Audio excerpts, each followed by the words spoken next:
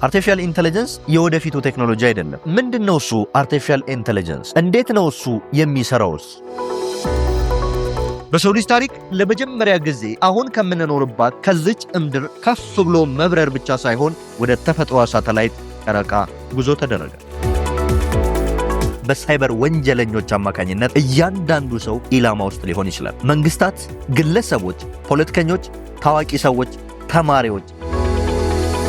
ድሮኖች መብረር ብቻ አይደለም፣ ያስባሉ፣ ሴንስ ያደርጋሉ፣ አካባቢያቸውን፣ ኢንቫይሮንመንታቸውን። በቀላል አማርኛ የሚበሩ ኮምፒውተሮች ናቸው።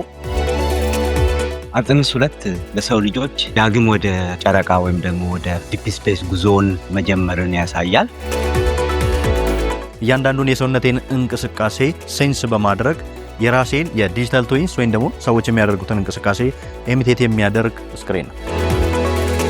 ኢንክሪፕትድ የሆነ ዴታ፣ የተቆለፈን መረጃ ለመፍታት አሁን ላይ በጣም ፓወርፉል የሚባለው የመጨረሻው አቅም አለው ተብሎ የሚታሰበው ኮምፒውተር 200 ዓመት የሚወስድበትን ኳንተም ኮምፒውተር ግን ከ5 ሰከንዶች ባነሰ ጊዜ ውስጥ ሊፈታው ይችላል።